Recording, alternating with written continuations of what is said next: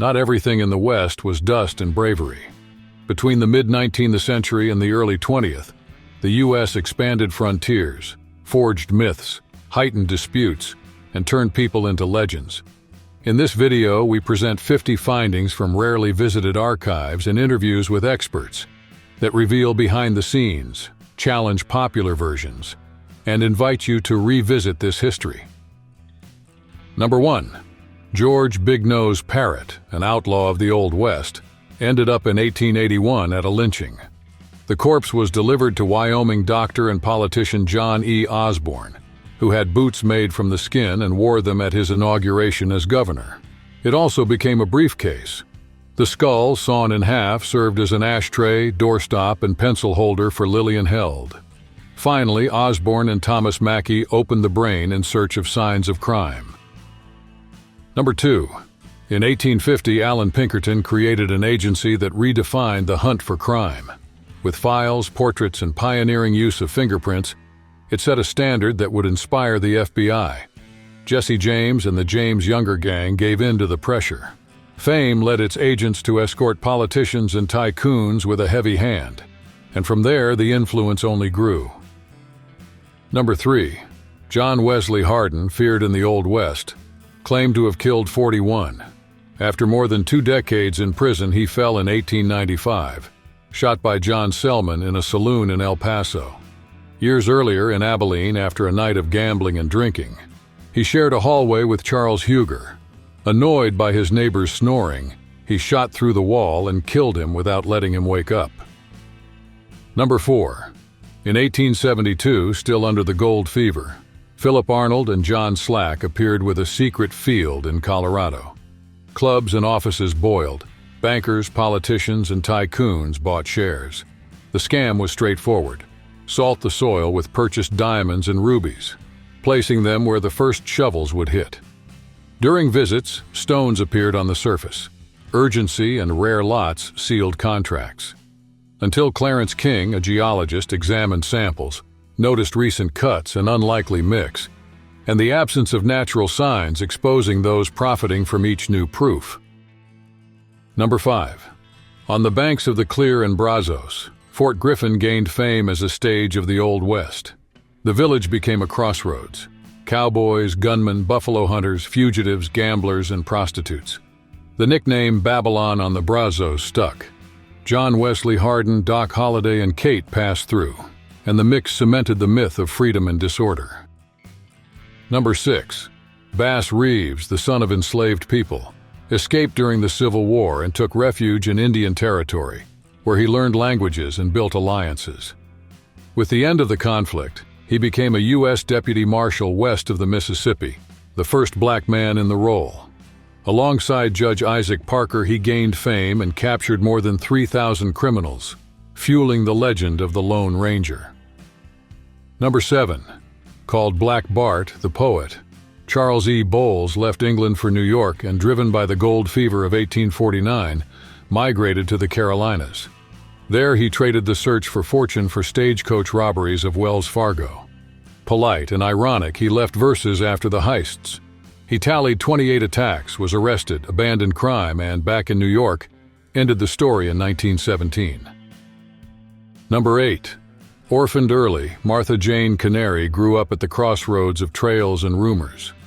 She took on tasks considered men's work, guided siblings, served in camps, and learned to negotiate with the harshness of the frontiers.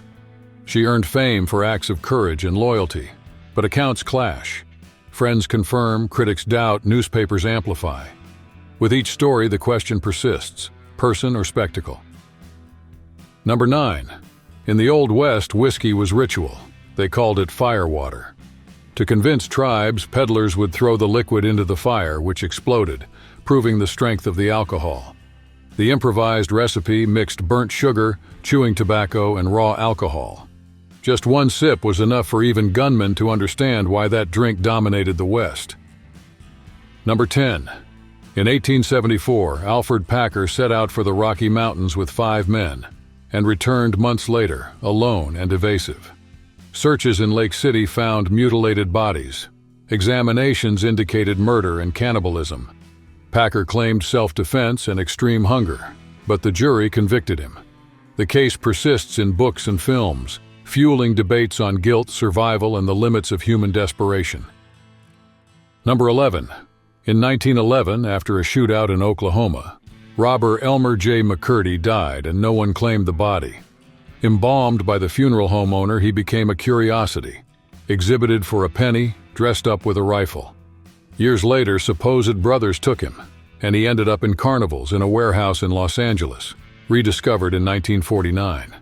Only 27 years later did he receive a final burial, ending the wandering.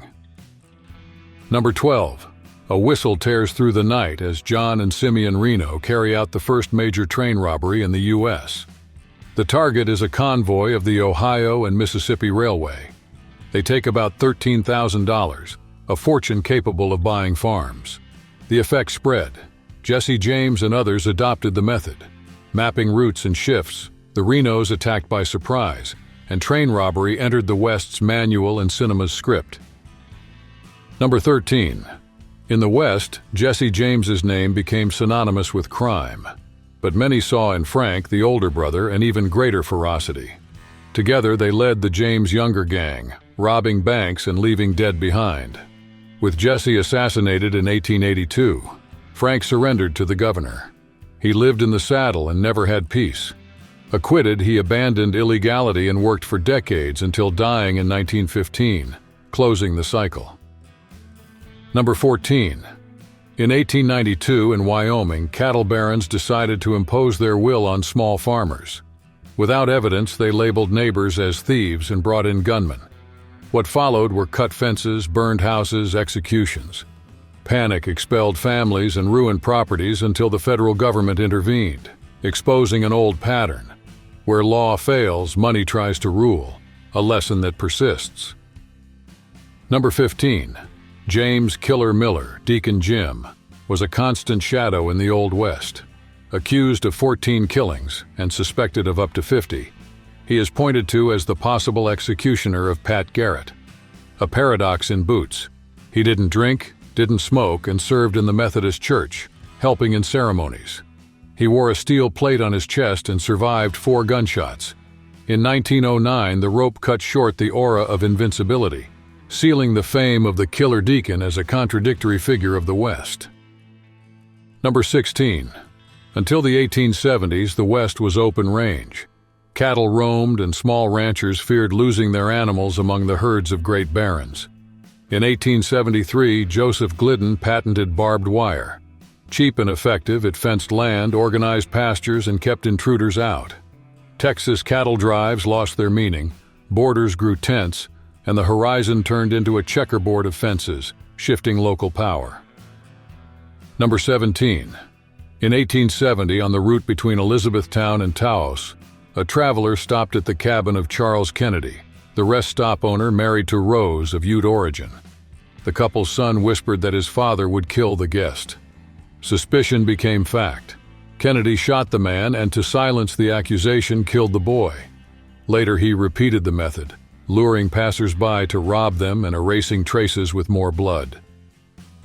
Number 18. In 19th-century newspapers, Belle Starr, born Myra Maybelle Shirley Reed, became a symbol of Indian territory. Raised in a circle that included Jesse and Frank James, she married Cherokee Sam Starr and joined horse theft gangs. Elegant and armed, she saw official records amplify her fame. In 1889, she fell in an ambush without culprits, and the mystery cemented her aura in the Old West. Number 19. In the 1870s in Kansas, the Bender family ran an inn while the region accumulated disappearances. Alarmed, neighbors organized searches. Rumors of witchcraft spread, but proof was lacking. Until the inspection of the place, bodies surfaced in the cellar. The hunt ended with the Benders dead, and Katie dying in a fire. The case remains a shadow of the Old West, still unsettling generations. Number 20. In 1895, Mary Fields, Stagecoach Mary, became the first black woman in the U.S. Postal Service. With rifle and revolver, she crossed Montana under sun or blizzard, never missing the route. Prejudice gave way to respect. She cleared roads, faced frozen rivers, and ensured delivery. At a time that barred black women, she kept the mail moving. Number 21. In the Old West, gamblers avoided surprises by sitting with their backs to the wall, eyes on the door. In 1876, in Deadwood, James Butler Hickok, Wild Bill, followed the custom at Nuttall and Mann's saloon. The main entrance was under watch, but Jack McCall came through the back and shot point blank, ending there the trajectory of the most famous gunman of the region. Number 22. In California, Bodie was born out of the gold of the 1870s. Bars, brothels, and gambling tables filled the avenue, while adventurers fought over every gram. The peak collapsed. Fires devoured blocks, and time stood still. Today, the park preserves creaking doors and frozen storefronts. Visitors speak of shadows, footsteps, and a cold saloon. The legend warns, whoever takes something from there summons bad luck until it is returned. Number 23. Mary Catherine Harney, nicknamed Big Nose Kate, saw her life turn more than once. Orphaned early, she grew up in a foster home and, widowed, went to Texas, where she danced in saloons and sold sexual services. There she met Doc Holliday. She became his companion and accomplice. In a decisive move, she set fire to a shed to distract the town and allow his escape from prison.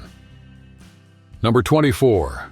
Tombstone, Arizona, split between the Cowboys and Sheriff Bean against the Earp brothers and Doc Holliday.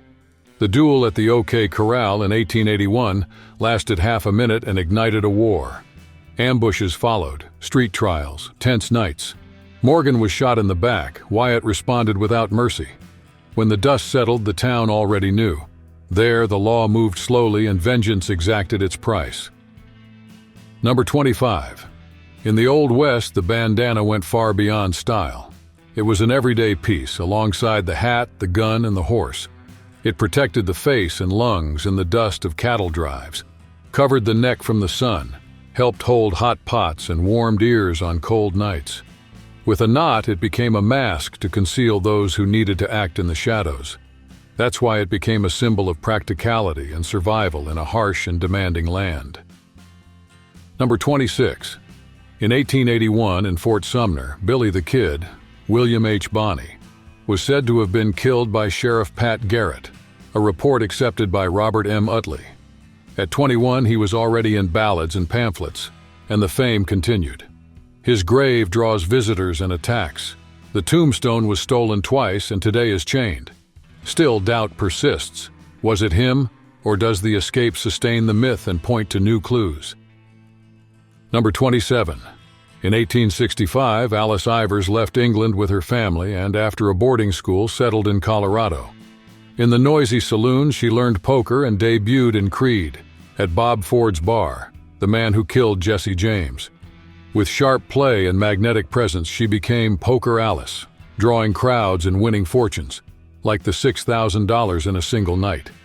In 1910, after killing a soldier in her own saloon, she was arrested, ending her era in the Old West.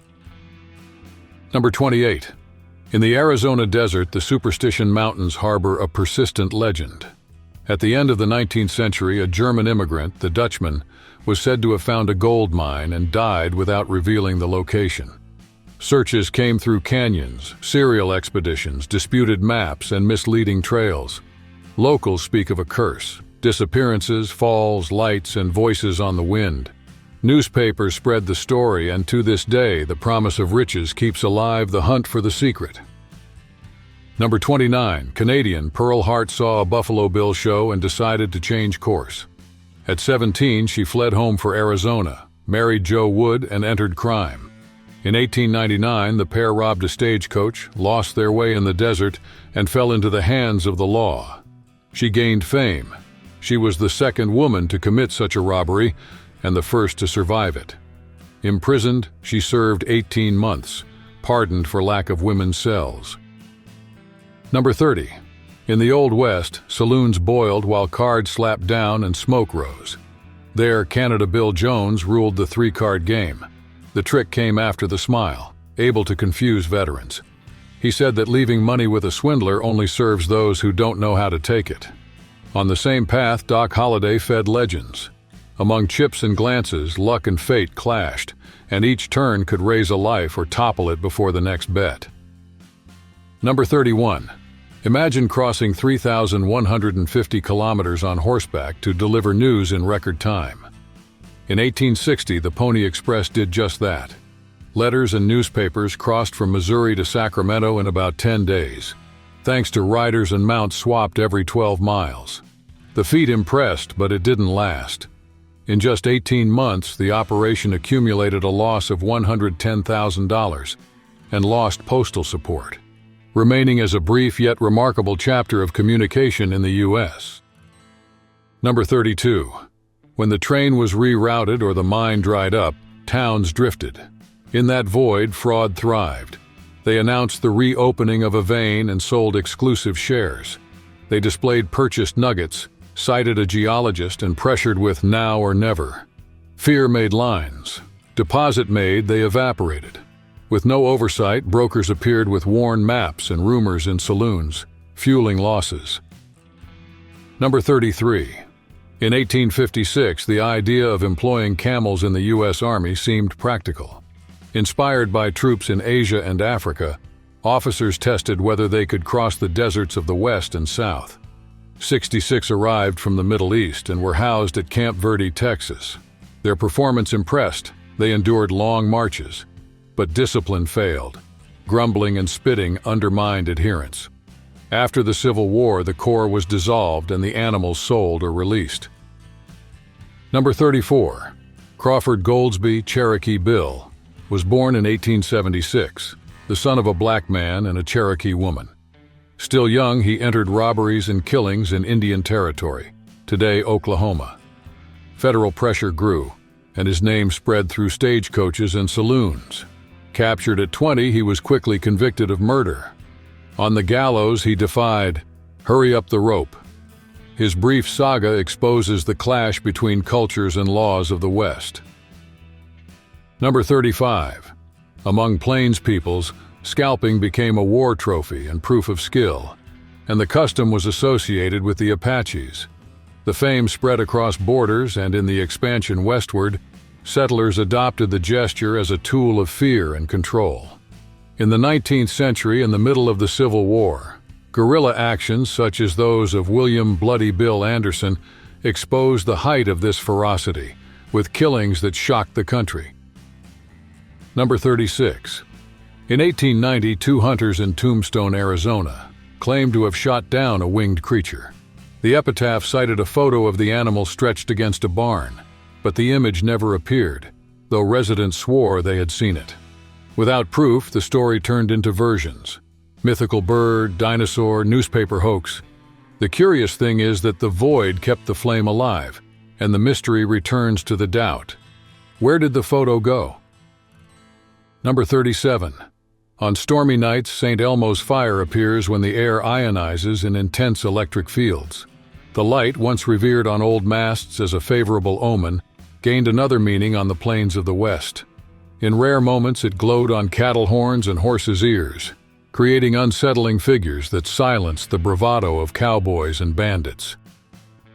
Number 38. Charlie Parkhurst crossed the West dressed as a man to master California's stagecoach lines. On dusty roads, he drove teams through storms, treacherous curves, and robberies. In one attempted holdup, he didn't let go of the reins and saved the trip. He died in 1879, revealed to be a woman. They say she even voted. The question echoed in towns: who, after all, was driving that coach in their own destiny? Number 39. In Westerns, the screen almost always chooses white cowboys, but the cattle of the West knew no such filter. About 1 in 4 cowboys was black. They drove herds, branded and marked, broke horses, and faced rodeos. In the Civil War, many ranchers left and enslaved people ran the ranches. With abolition, freedmen continued the work as cowboys, ensuring survival and shaping a West that cinema barely acknowledges. Number 40. In the winters of 1886 and 1887, ice storms swept the Great Plains and caught ranches by surprise. In just a few days, the so-called Great Dieup broke fences, erased trails, and drove herds to collapse. Ranchers reported total losses. Estimates speak of hundreds of thousands of cattle dead. The shock changed the business. Fences, feed, and winter management became rule as the cold pressed on. Number 41. In the Old West, the reward only came with proof. The wanted man delivered to the authorities. For years, this meant dragging corpses for miles, a painful task. Photography changed the game. It was enough to take the dead to the studio, capture the face, and move on. Many were propped standing against the wall for moments, a decisive click, so that the image would serve as a receipt before the body collapsed. Number 42. Since the late 19th century, Marfa in southwest Texas has lived with lights that appear on the horizon, vanish, and return, as if following a secret calendar. Researchers from the University of Texas tried to explain them. Headlights, mirages, gases, and doubt won. On clear nights, travelers gather at the overlook and wait for the desert to darken until the orbs dance again. Number 43. In Old West saloons, fellowship and fun shared space with risk. Among gunmen and strangers, fights and shots could spring from a toast. The aura created by cinema contrasts with the precarious origin, shacks that barely stood. In Kansas City, the Long Branch became an attraction. The original burned in 1895 and was rebuilt, keeping alive the memory of that stage of tensions. Number 44. Chinese pioneers in the Old West. With the gold rush and railroads, thousands sought livelihood. Lee 1 illustrates the journey. 14 hours, tents, dynamite, low wages, and prejudice. On the transcontinental, they opened tunnels. In some stretches, 9 out of 10 were Chinese. Later, with contracts dwindling, they migrated to San Francisco and Seattle, opening laundries and kitchens. Xenophobic laws, crowned by the 1882 Act, closed doors and left scars. Number 45. Known as Sitting Bull, Tatanka Iotanka led the Sioux in the 19th century. A firm warrior, he also sought to negotiate to protect his people. In his relationship with the land and animals, he saw a moral force. After resisting the advance of the U.S. and Canada, he surrendered and was taken to a reservation. He performed 4 months in Buffalo Bill's show, traveled through 2 continents, and gave it up for rejecting that way of life. Number 46. William Buffalo Bill Cody went from scout and hunter to showman. With Buffalo Bill's Wild West, he brought the frontier to the stage. Lassos, racing horses, and at the center, natives, including Sitting Bull, reenacting clashes with settlers. The tour crossed the U.S. and Europe, enchanted Queen Victoria, and expanded his fame, while criticism grew for turning native cultures into entertainment. Number 47. In the Old West, female presence was rare. In towns, there were 3 men for every woman. In California, the difference reached 9 to 1.